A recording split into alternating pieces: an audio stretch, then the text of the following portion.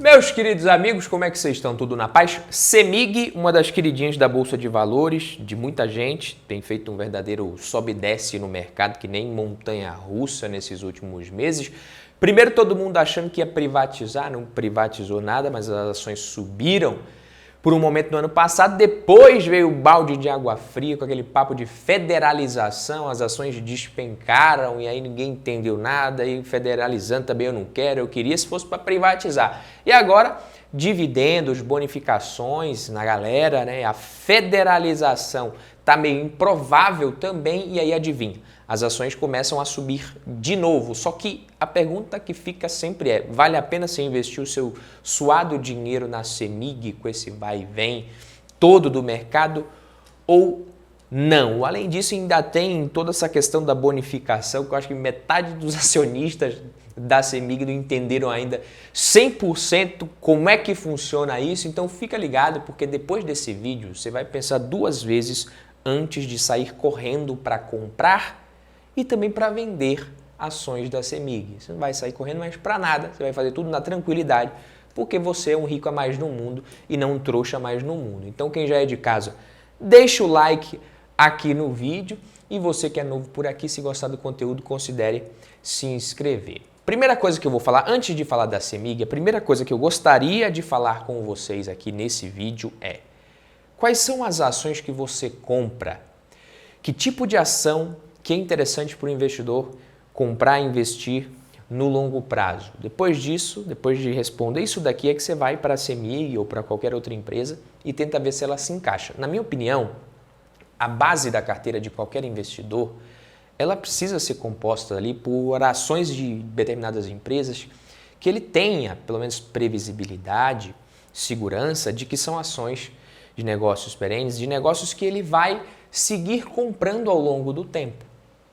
Se CEMIG é uma ação dessa ou não, a gente vai ver aqui, mas, empresas do setor de utilidade pública, empresas do setor financeiro. Então, são empresas que você sabe, eu vou comprar esse ano que vem eu vou poder comprar de novo. A empresa tem bons fundamentos, a empresa tem muito tempo de mercado, já dá lucro há muitos anos.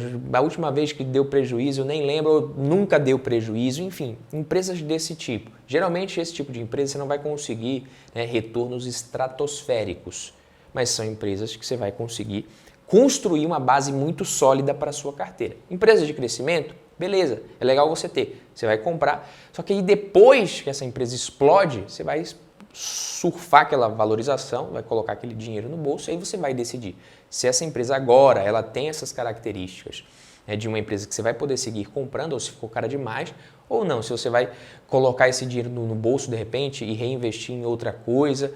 Enfim, mas aquele potencial de crescimento todo, em um determinado momento ele vai acabar, até porque empresa nenhuma cresce para sempre.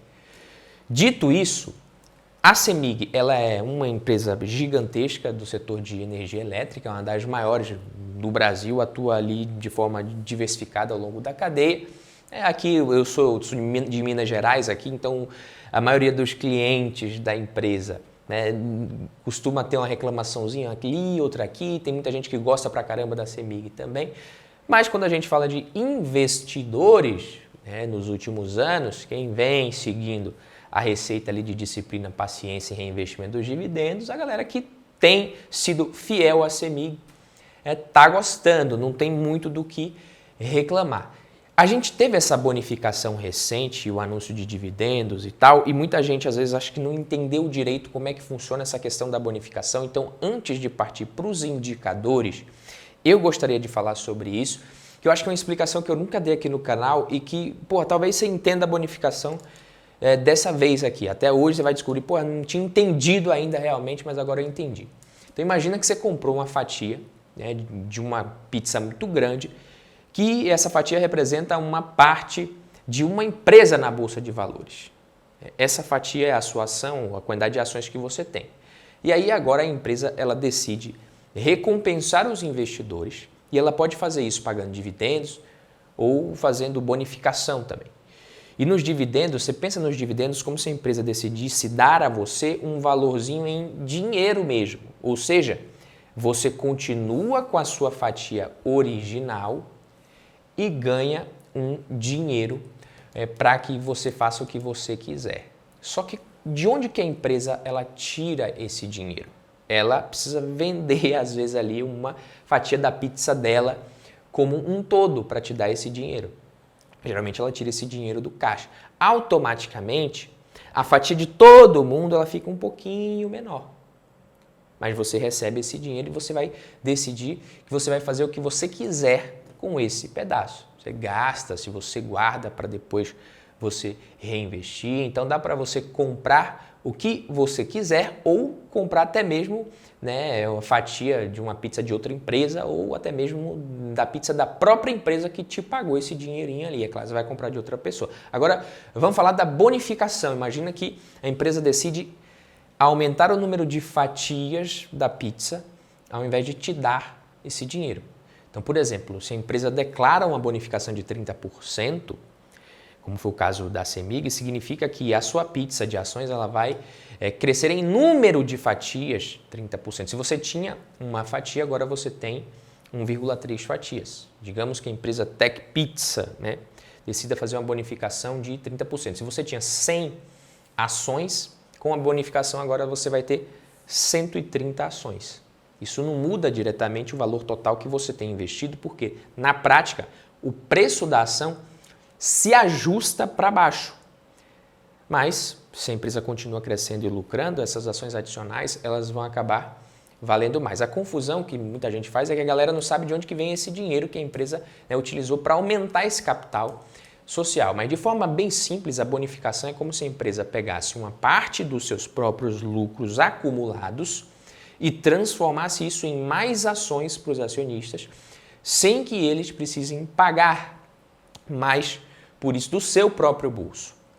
Então, quando você olha ali, a gente tem o balanço patrimonial. De um lado você tem os ativos, do outro lado você tem os passivos, patrimônio líquido, que é o capital dos sócios. Esse patrimônio líquido, ele é composto pelo capital social mais as reservas. E quando a empresa ela pega essas reservas e decide transformar em capital social para aumentar o número de ações, mudou o tamanho do patrimônio líquido? Não, não mudou. Então, se não mudou, o seu patrimônio ele vai continuar o mesmo. E aí é o que muita gente fala. Porra, mas se no final das contas eu vou ficar com o mesmo patrimônio, o que muda? O que vale a pena essa bonificação? O que adianta? Bom, no dividendo, lembrando que você recebe o dividendo na sua conta isento, mas aquela ação ela vai ter o preço descontado. Então, no fim das contas, também não muda muita coisa. Na bonificação, você vai ter um número maior de ações e ali você mesmo pode decidir o seu próprio dividendo se você quiser. Você vende algumas daquelas ações que você recebeu na bonificação e está tranquilo, né? O seu patrimônio vai diminuir? Vai, da mesma forma que ele também diminuiria se você recebesse dividendos. Mas o que acontece é isso, o patrimônio líquido, que é o que você compra do ponto de vista contábil, quando você compra uma ação da empresa, é justamente o menor pedacinho do patrimônio líquido dela. Menor parte do patrimônio líquido de uma empresa na nossa Bolsa de Valores é uma ação. Então, quando você compra essa ação, você está comprando a menor parte do patrimônio líquido. Quando a gente tem quando a empresa pega essa reserva de lucro e transforma em capital social, é uma manobra contábil, o seu patrimônio não muda nada. Então, é natural que o seu patrimônio ali na corretora também não mude nada. Então, a ação ela cai de preço e o número de ações aumenta. Basicamente é isso. Não compre ações com base em eventos que podem ou não acontecer. Eu estou falando isso antes de entrar também aqui nos fundamentos e nos indicadores, porque muita gente, vou investir porque vai privatizar, aí depois a empresa despencou, chegou a cair mais de 20% no caso da CEMIG em uma semana, a pessoa se ferra, não privatizou, agora vai federalizar. E aí muita gente correu para vender também, já que vai federalizar, eu vou vender. E a gente vê que no fundo, você tem gatilhos que podem disparar o preço da ação para cima ou para baixo. E o que você precisa fazer como investidor quero investir nessa ação, vou investir nela, vou comprar, e eu estou exposto a isso. E enquanto essa empresa se mantiver bons fundamentos, eu vou continuar exposto. Ruído de curto prazo, boato, notícia, isso não deve te motivar a agir, porque aí você vai estar agindo com base em emoção, com base em ruído, com base em coisa que talvez não vá acontecer. Então a CEMIG acabou de dar uma lição do ano passado para cá, que investir com base nesse tipo de evento que você não tem muita certeza se vai acontecer ou não, não faz nenhum sentido. E quando você tem certeza que vai acontecer, já está no preço. Então também não muda nada, beleza? Então, com base aqui agora nos indicadores, a gente vai dar uma analisada na empresa.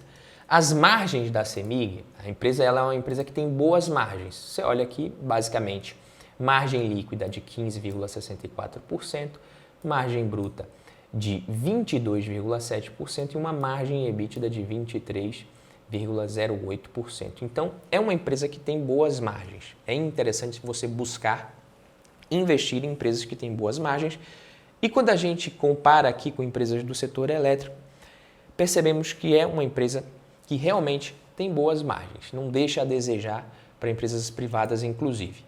A gente falando aqui da dívida da empresa, o endividamento da CEMIG, olhando aqui para a dívida líquida sobre o EBITDA, o que aconteceu com esse endividamento nos últimos anos? De 2016 para cá, esse endividamento ele caiu bastante. A empresa ela veio se desalavancando muito e isso fez com que o balanço dela ficasse muito mais sólido. Ela enfrentou dificuldades ali de 2015, 16, 17, muito grandes inclusive. Foi um período que ela destruiu o valor, mas de lá para cá, arrumando a casa, colocando essa dívida ali sob controle e a gente vê a contrapartida disso no ROI. É legal a gente olhar o ROI.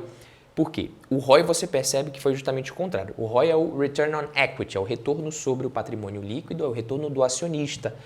Do ponto de vista contábil aqui, levando em consideração, é claro, uma série de outros fatores, como o próprio indicador de preço sobre valor patrimonial que você precisa ajustar também, mas basicamente é a taxa que vai fazer o patrimônio líquido crescer, é esse retorno sobre o patrimônio líquido.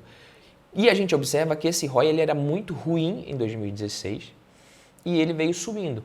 E atualmente a gente tem um ROI num patamar muito bacana, na minha opinião, para a CEMIG. O que isso nos diz? Isso nos diz que a empresa está melhorando em termos de eficiência e nos diz que quando ela estava muito alavancada, aquela alavancagem não fazia muito bem para a empresa, ou não fez muito bem para o negócio, que inclusive destruiu o valor se você considerar a taxa mínima de atratividade aqui em 2016, 2017, até mesmo em 2018, um ROI abaixo do que seria a taxa mínima de atratividade do investidor naquele momento, que se deixasse o dinheiro na renda fixa, estaria ganhando mais do que isso daqui. E quando a empresa se alavanca, o esperado é que se ela faça isso de forma inteligente, é que o retorno para o acionista aumente. Por quê? Porque você tem como se financiar através do capital de terceiros e através do capital próprio.